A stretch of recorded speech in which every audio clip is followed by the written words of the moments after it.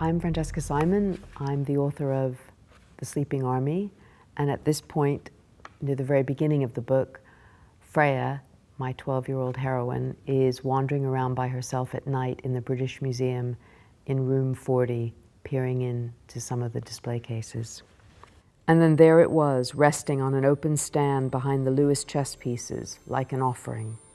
The carved ivory horn, decorated with enameled silver panels inset with green jewels, dangled from the ceiling on 2 ornate chains.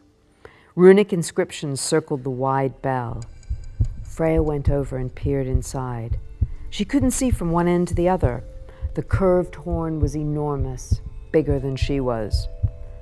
Ceremonial horn from a Viking silver hoard, origin unknown. The urge to touch it was overwhelming and irresistible. Freya glanced around. No one could sneak up on her, not the way footsteps creaked on these wood floors. Slowly, she reached out and brushed the wide-brimmed bell of the horn with her fingertips. The ivory was ridged but velvety smooth. She jerked her hand back quickly, waiting for an alarm to sound and guards to come running and throw her into prison. But no alarm sounded. Freya circled it again and stopped before the ornate tip. Hypnotized, Freya stood on tiptoe, put her lips round the horn's narrow mouthpiece, and blew. A thunderous, roaring, ringing, shrieking blast rumbled and swelled, pealing and blaring louder and louder and louder, till Freya didn't know where her body ended and the sound began. Freya jerked her mouth away, but the ringing horn blast continued reverberating. The roaring, swelling earthquake exploded around her, clap upon clap of thunder, pealing, clanging, booming, banging, booming, banging, booming, banging, until she thought her head would split.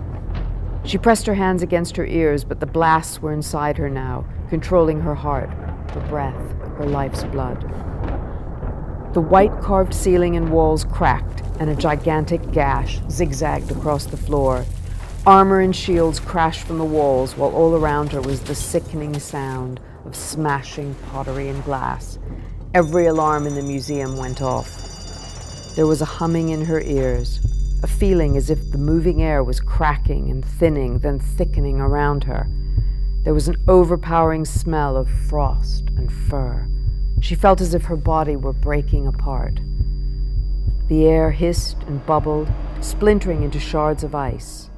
The glass case containing the Lewis chessmen shattered. Freya was caught up in an icy whirlwind, like a wave snatching her ankles and spinning her through space.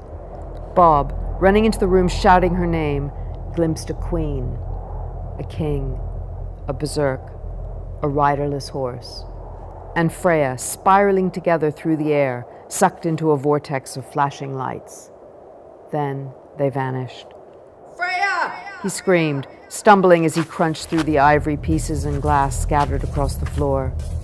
He stood in front of the smashed display case and buried his face in his hands.